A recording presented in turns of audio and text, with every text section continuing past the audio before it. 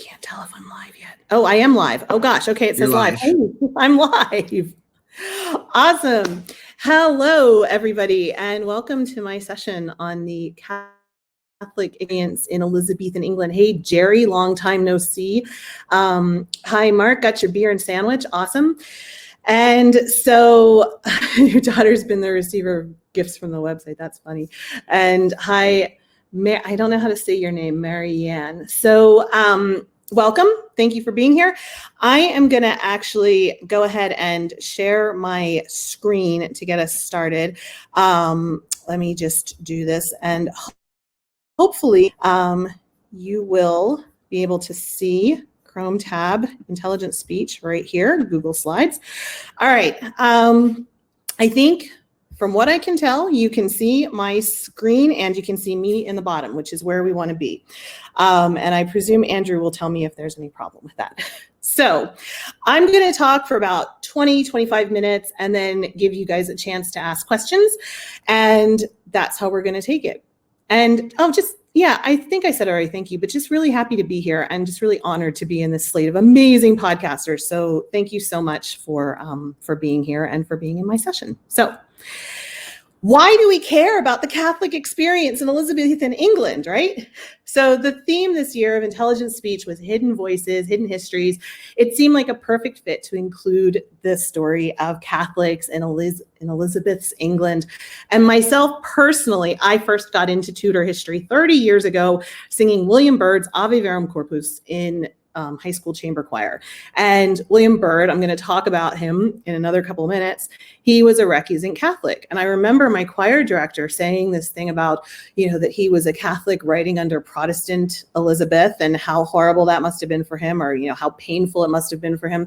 And something about that just really struck out at my 16-year-old rebellious person who, when you're 16 and nobody understands the soul and the pain and the angst and stuff like that. It really struck out at me. So that was how I initially got into Tudor history before I even knew anything about Henry VIII and his 6 wives.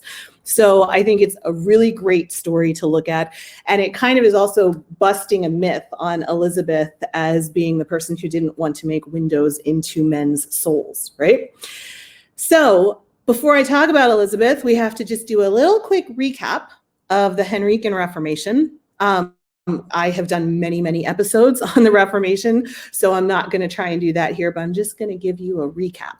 So Henry VIII is known for breaking away from the church, but he only did that so he could get a divorce. He never became fully Catholic. And in fact, never became fully Protestant, And in fact, he waffled back and forth his entire reign based on who he liked at the time, whether there was a rebellion going on, and what they were, or even what his wife thought. He did authorize the English Bible, but he had disappointed many evangelicals by the end of his reign, and that's what they were called. They were not called Protestants. They were called evangelicals because he always went back to his Catholic leanings. He was basically a Catholic who wanted to be his own pope, who just didn't want to have a boss. And that's how his Reformation kind of ended in 15 when he died. And I say here, his own wife at the time had to hide her own evangelical leanings. And Stephen Gardiner was actually almost successful in having Thomas Cranmer, who was the architect of Henry's original divorce from Catherine of Aragon. He was almost arrested because Stephen Gardiner had power at the time. He was more conservative. So it was this kind of going back and forth. Nobody was ever really happy under Henry. Then we get 11 years of religious whiplash. For all of Henry VIII's reign, the one constant was if you denied the real presence of Christ in the consecrated bread and wine in communion, transubstantiation, that was a capital offense, punishable by burning.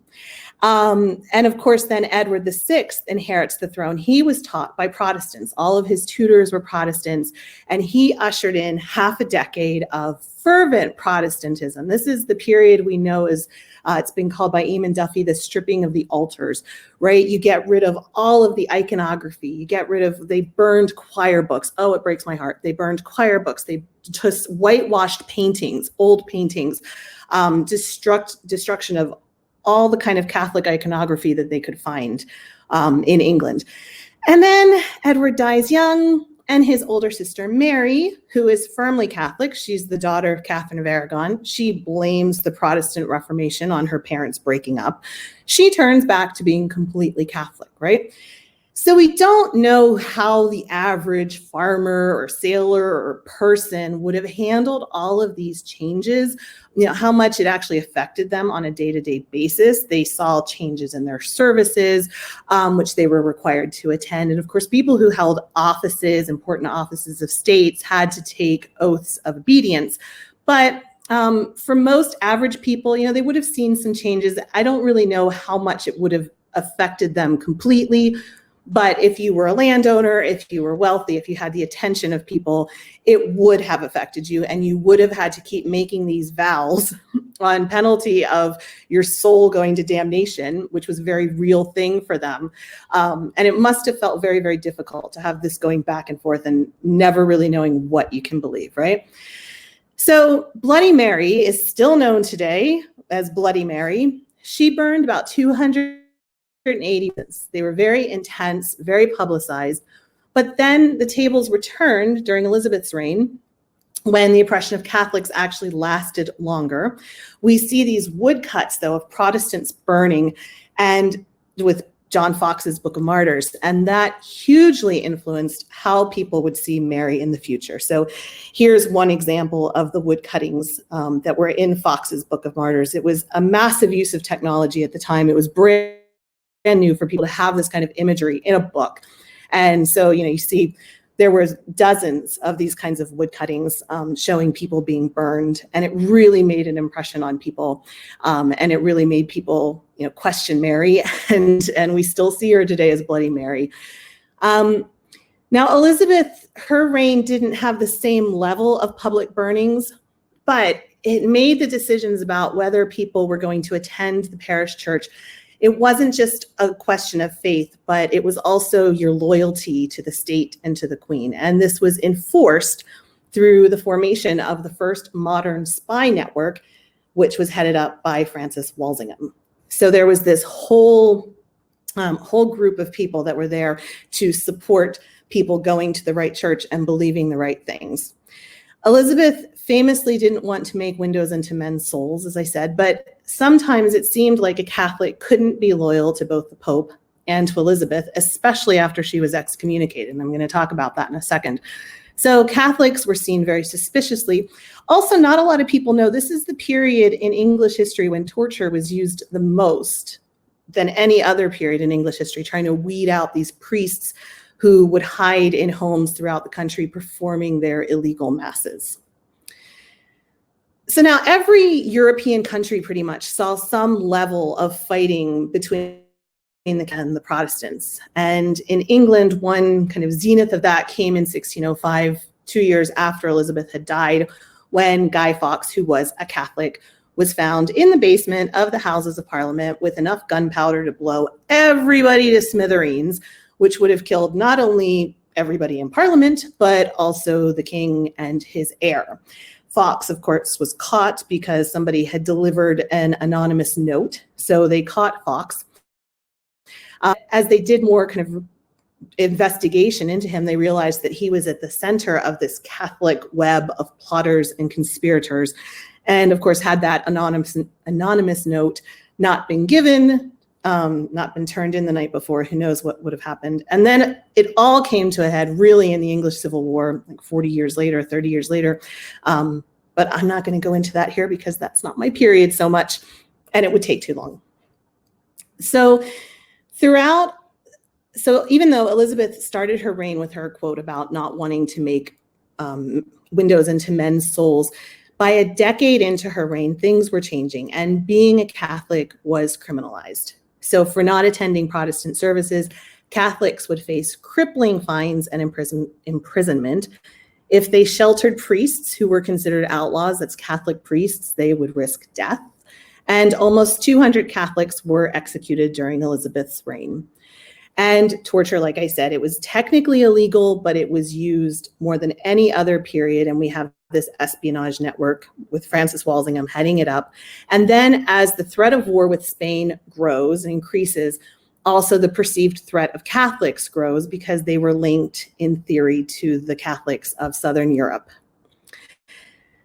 This is a quote from a researcher I discovered that he says, Mary's love of England has been questioned because she believed in a universal Christian church united under a bishop of Rome and because she married a Spaniard.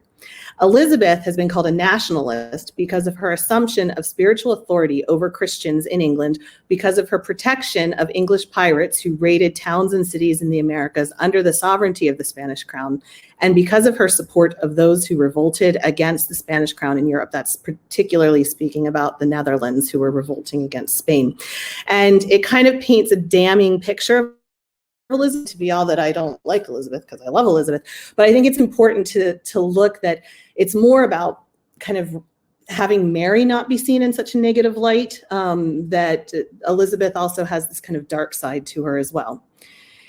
So the Elizabethan settlement is what, in theory, solved the tension after the decade of religious whiplash. That was in 1559. It was a year after Elizabeth had been queen. It passed in the House of Lords by 33 to 12. It abolished papal supremacy over the Christian church. Mary had brought papal supremacy back, and it established English monarchs as the supreme head of the church. And also it abolished the Catholic Mass, and it required English language Book of Common Prayer, and that was also known as the Act of Uniformity. If you refused to take an oath of belief in royal supremacy, it became a crime punishable by removal from public office, inability to hold us. If you defended papal authority over the church, in the first offense, it was punishable by loss of goods. The second, imprisonment for life. And the third was treason, punishable by death. So people were having to make this decision. Do you listen to your country or your soul? The 1559 bills made English Catholics guilty of high treason because they looked to the Pope over Elizabeth. And the death for treason like this was hanging, drawing, and quartering for men, or burning for women. So it was a really big decision that people had to make. Are you going to listen to the country? Are you going to listen to your soul? And it's also important to remember that this was a period when the fires of hell were very, very real for people. And this was something that people really had to think about and had to come to terms with. So there was a group of Catholics in England called Recusant Catholics. Now, they made up a very small percentage of the Catholics in England. The numbers of Catholics in England during this time, it's hard to measure exactly how many were recusants, but in southern England, around London, was less than 3% of the population was Catholic. As you move up further away from London to the north, you get closer to 20% of the people are Catholic. Now, of those, a very small percent are recusant. These are people who refuse to go to church, refuse to play the game. Some chose to pretend that they believed, but and they would take the oaths, and then they would have their own mass afterwards, which of course was illegal to do. And so they had to trust their servants that they weren't going to be reported. Others just refused to go if they had the money and could pay the fines. During this time, the Protestants really feared the recusants because they thought it was a larger number than it really was. It was almost like the boogeyman. The recusants are going to come and get you. It was feared that they were backed by hostile European power. And so they were feared way more than they needed to be. These laws were enforced very, very strictly. Like I said before, if you criticized the Book of Common Prayer or any other part of the liturgy, you would get a fine of 100 marks the first time, 400 marks on the second time, and life imprisonment the third time. And people were required to attend their parish church every Sunday and every holy day unless you had a very, very good excuse, or they were fined. And so the people who could afford it would go ahead and allow themselves to be fined. But for most people, they couldn't afford that. Also, if you had any kind of public office, you had to declare your belief in royal supremacy with an oath. And if you defended the Pope over the monarch, you lost all your goods. If your goods were worth less than 20 pounds, you spent a year in prison. So again, really hard decisions that people had to make. Now, in the part of Elizabeth's reign, she didn't want to press all of this. She really wanted to be kind of hands-on. She didn't want to make waves. There was still a lot of questions over whether or not she was legitimate. Of Of course, the Catholic powers in Europe thought she was illegitimate because Henry was still married to Catherine of Aragon when she was born. And so there was a lot of questions about whether or not she was legitimate. But then we're going to see here, as went on, I got the 5-minute warning here, so I'm going to go a little bit faster. There were foreign schools for English Catholics that sprang up. And then here's where it gets bad for Elizabeth and for Catholics. As Mary, Queen of Scots, arrives in England, and she is technically Elizabeth's heir presumptive, until Elizabeth gets married and has children. So she's a Catholic, and there's a group of Catholics who want to get rid of Elizabeth and have Mary, Queen of Scots. And there was a rebellion in 1569. They actually had a mass, a Catholic mass in Durham Cathedral. It was a huge uprising with the Northern Earls, and it was put down right away, but it showed Elizabeth just how dangerous this could potentially be, and it really scared her. Another thing that scared her just 3 years later was the St. Bartholomew's Day Massacre in Paris, in France, which started when a French between a Catholic and a Protestant took place. It turned into a massive massacre of 30,000 Protestants throughout Paris and spread into the countryside. So a lot of the French Huguenots then would come to England as refugees and give these tales of woe and misery of what happened during St. Bartholomew's Day. And people were just appalled by it and worried that it could happen in England. Then Elizabeth was excommunicated. Now that was a problem for Catholics, because suddenly they're relieved of any kind of oaths that they had to Elizabeth, and they're put in this position where, again, if they choose Elizabeth, if they decide to abide by their loyalty to the Queen, they're going against what the Pope says, and it becomes much more explicit then that they do not have to pay attention to Elizabeth anymore. So this actually turned out to be a really bad thing for Catholics. Protestants are feeling validated by this. After this excommunication, the Protestants are saying, yes, so right in having been suspicious of the Catholics. Another parliament's called in. They pass another treason legislation. There we go. The act of, and you know what? I'll make my slides public then if anybody wants to see this, because I know I'm going through really fast. There was an act of fugitives over the seas that happened right then too, that said anybody who's abroad, because there were people studying in Catholic universities, anybody who's abroad has to come home. Missionaries start coming into England and bringing mass, and of course that's completely illegal. It was illegal to bring in a rosary, anything like that. The Loyola, the Jesuit missionaries start coming into. So we're in this position where, and I'll skip over Edmund Campion. He's actually really important, but maybe I'll talk about him if I have time. And again, like I said, I'll make my my slides public. And then so we get this position where the 1580s, things are heating up for Catholic. If you're caught hearing a mass, you get into trouble. If you have a rosary, you get in massive trouble. That brings us back to William Byrd. It all comes full circle. He was a composer at the court of Elizabeth I. He also wrote popular madrigals, but also he wrote forbidden Latin masses. He had a special permission from the Queen to practice his religion, but the families who sang his masses would not have had that kind of permission. This is a video that I'll just play a minute or so of. One of the things, this is Ingatestone Hall, was the home of the Peter family during the reign of Elizabeth. And they were known for being recusant Catholics. And William Byrd lived nearby. And he wrote music for the Peter family, and including the 4-part mass, which is a very famous mass. And this is a recording of people singing the 4-part mass at Ingatestone Hall, the same way they would have during a mass that was held in secret in their own home 400 years ago. Oh, whoa, I went, there we go. There we go. And so I just want to play just a second of it, but again, I'll put the link in, but this is how people would have worshiped, how they would have done the mass. No, I won't play it.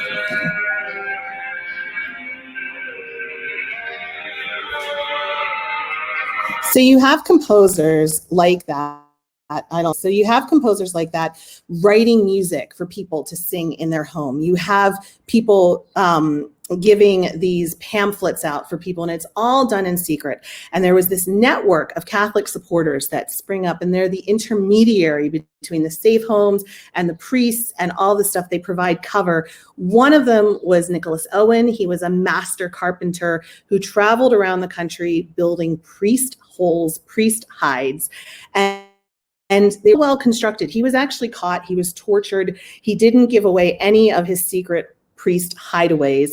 And they were still being found as recently as, well, there was one discovered in the 19th century when children were playing that still was set up for the mass. So it was left in a hurry.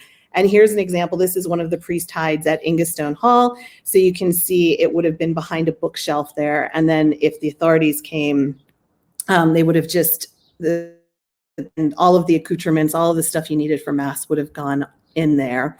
This is a map of Harvington Hall, which was another one from Nicholas Owen, that shows the priest holes. He was masterful. He did things, he knew the structure so well. People would come and they would look for the priest holes, and they would actually do things like count the bricks on the outside and then have it match up from the inside. But Nicholas Owen knew that this stuff was going on, and he was able to hide these priest holes so well. And this, I think, Harvington Hall, where they found one as recently as the 19th century that was still set up.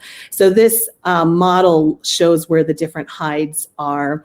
And you can see there's different sizes that would hide people or that would hide just things that you needed, the incense and all the rosaries and stuff like that.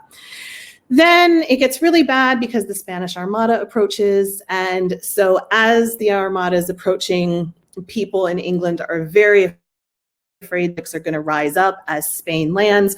There's going to be this internal army that's going to spring up and is going to, massacre the Protestants.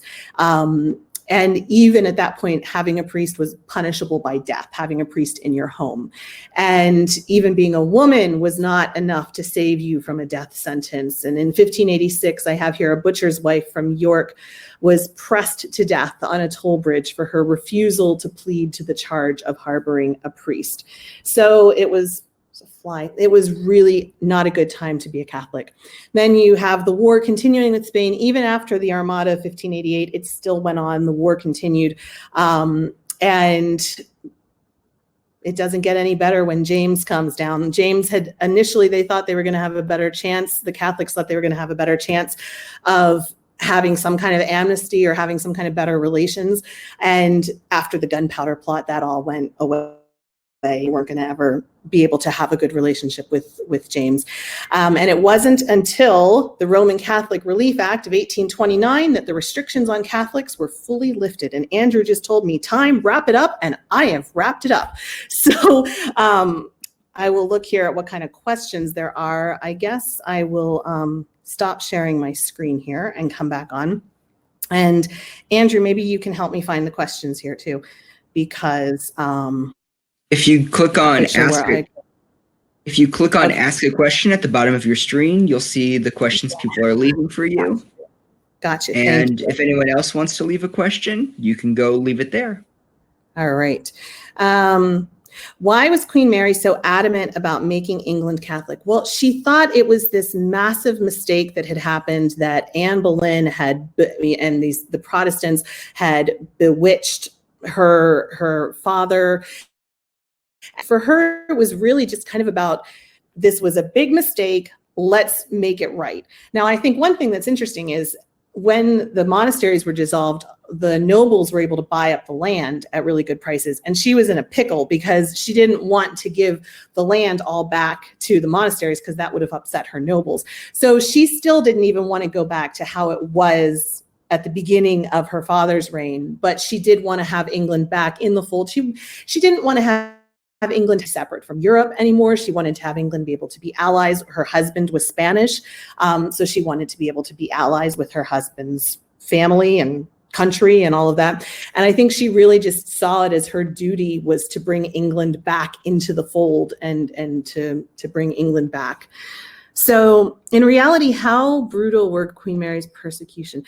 Yeah, that's the thing that I find so difficult, that we get so much of it from Fox's book of, the history is told by the victors. And I think that we make her out to be this really horrible woman. She had such a short reign. And she was the first queen regnant in England. We think about Elizabeth. I think one of the reasons that made Elizabeth so successful was she was able to look at Mary and see what Mary had done and learn from that. Big things, of course, was marrying a foreigner. And that's one of the reasons why Elizabeth never married, in part. I think if Mary would have had more time maybe to work it out, if she would have had some kind of model to go off, she would have probably been a better queen. But she had this very short window and she never really had a chance to redeem herself, which is kind of sad.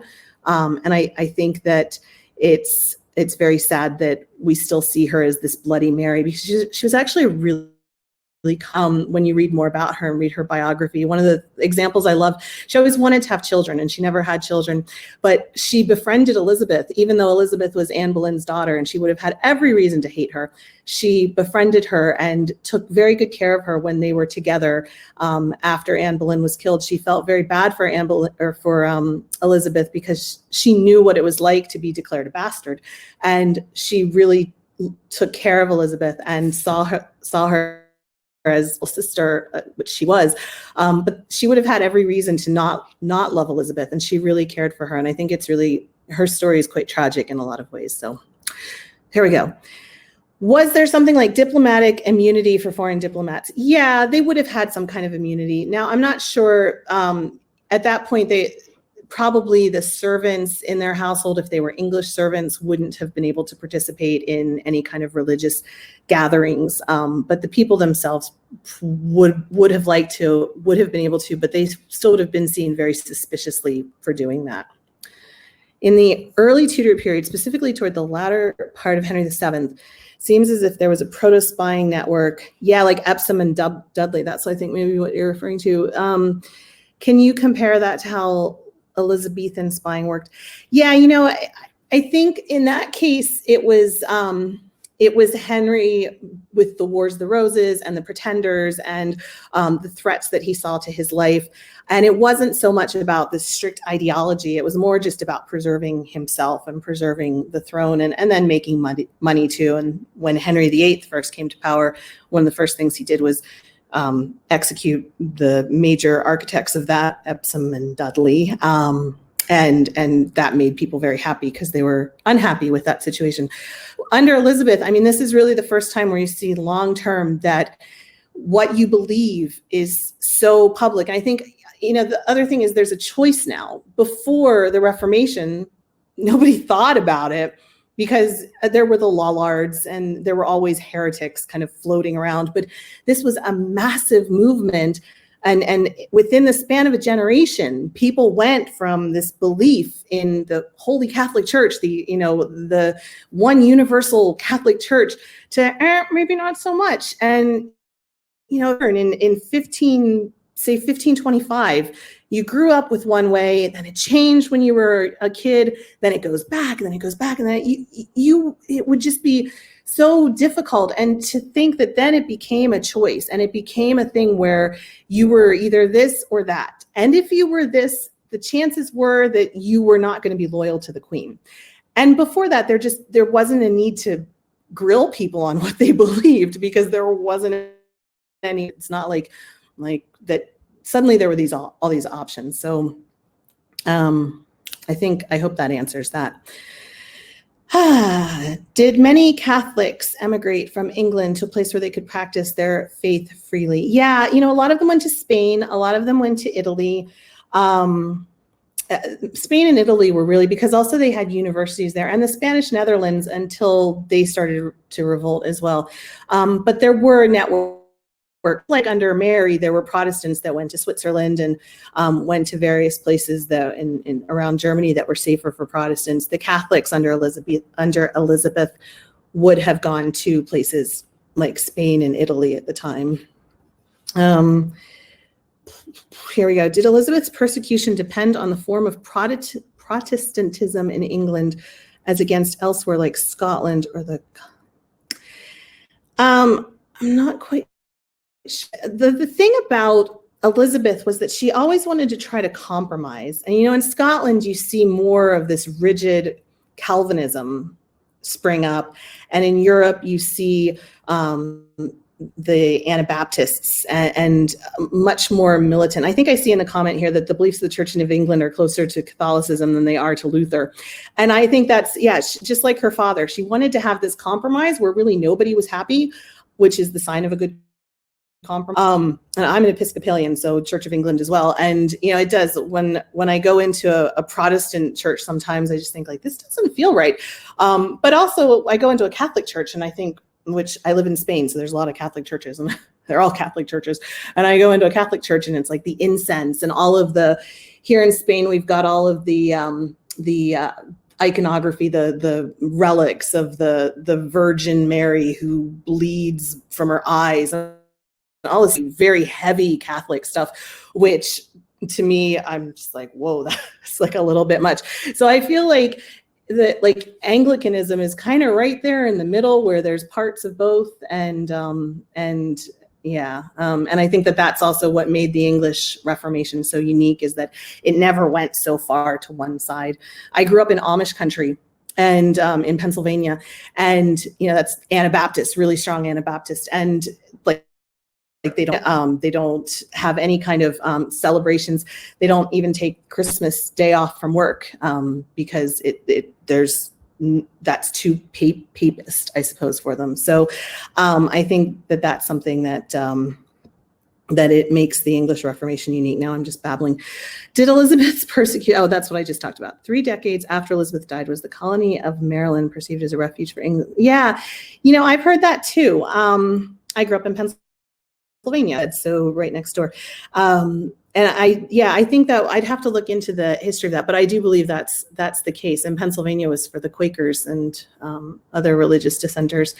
A quick Google would solve that one, but I do think you're right. I remember reading that. It's a little bit past my time. I tend to cut off pretty much right around 1605. Sometimes I go to 16, 15, 20, but so I think I caught all of the questions there. So let me see the comments. Would you like to, is there anything that you didn't get to share with us from the presentation that you want to go back and show us? No, what time is it? So we still have a little bit of time. UK coins still have the FD on them as a result, the Defender of the Faith. I think that's pretty cool. And the Queen still sees her. I think it's still in the official title of Defender of the Faith. And Henry never got rid of that. He always liked that.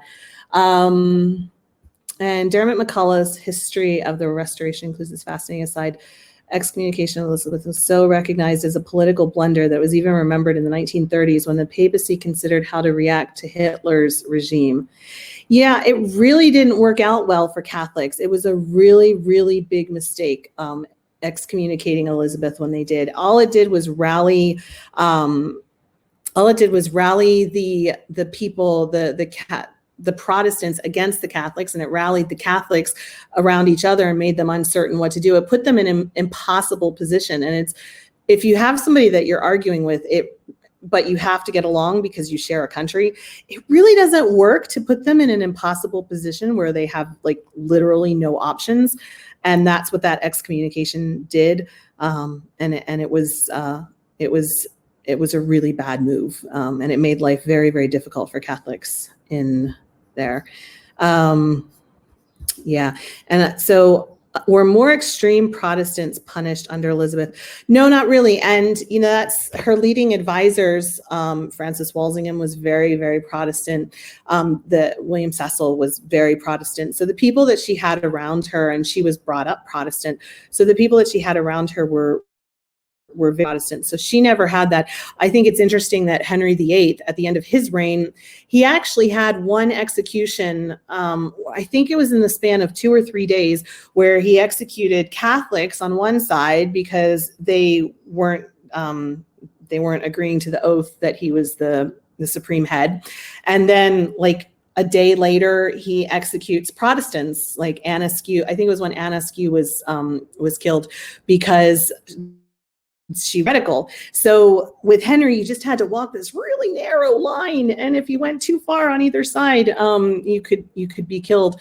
And that was definitely something people had to worry about. But Elizabeth, she was not an equal opportunity persecutor. She was more of just a Catholic persecutor. Henry was an all available persecutor person. So. Is there any other questions? I guess I could, I don't really want to, it would kind of, the flow would be weird if I went back into my PowerPoint. I'll just share I'll make my PowerPoint stuff public, and I'll give, Andrew, do you know if I give Royfield the link for that, or? If you want, you can post the viewable Google link just right in the chat if you want for people to look at. That's what I'll do. Yeah, you can do it like that. And that'll have questions. Okay. Copy link. All right. So let me put that in here, and then if people want to grab that, and I'll see. I think maybe with the replays there might be a way to send stuff out too. But there's my slides if people want to look. And so my podcast is the Renaissance English History Podcast. I've been doing it since 2009, I think, which I believe makes 14 in podcast years. And so, it says you need access. Sorry. Okay, let me, anyone with the link. That should solve it. Done. So you can obviously get the Renaissance English History Podcast on any podcatchers where you get your podcasts. Also, englandcast.com is where all the archives are. There's about 150 episodes in the archives. And that's me. Well, I guess if there's no other questions, I'm just checking. Alexander left a question for you if you're curious. Do we get either over in the literature theater? Yeah, I mean, it's interesting because Shakespeare himself was supposedly a Catholic. A lot of the different plays of Shakespeare, and I'm not a Shakespeare expert at all, but I do know that there were a lot of the different plays, when you dig into them, were actually scholars say that he was clearly a Catholic. So I think that's kind of interesting that there was this network of artists and musicians and stuff who hung on to their Catholic faith. And there's a story of William Byrd where he wrote, obviously, for the Protestant court for Queen Elizabeth, and he wrote at one year, 1587, I believe it was, he wrote a Christmas Mass, and he wrote it all in English because you had to write in English. He included a very famous lullaby. You can look it up on YouTube, William Byrd's Christmas Lullaby. And it has all these lines in about how the infant, or the Herod, when he can't, the stuff about Herod killing everybody, and the innocents, and the holy innocents, and all of that. And at the time, people were really surprised that he was able to get away with that, because it was so clearly a message of how the Catholics were being killed by the Protestants and by Elizabeth and by this corrupt, unholy government that was killing these innocent people. And I think it's interesting that he was able to sneak that in there and sneak it past the censors, I suppose. And so same thing with Shakespeare and with some of the plays of the time. There were a lot of artists and a lot of musicians who kind of hung on to that Catholic belief. So okay, anything else? And that whole thing, Catholics in literature, that would be a podcast series of its own, I believe. Cool. So thank you so much for coming. Thank you, Rob. Thank you, Jerry. It was good to see you. Caroline and Moose. Hi, Moose and Eric, Edward. So thank you, everybody, for being here. I don't think there's anything else. So I hope you guys have a really great rest of your conference, rest of the day. I'm excited to go to some sessions coming up here too. So I guess we're right at 39 minutes. I finished 33 seconds early. That's it, everyone.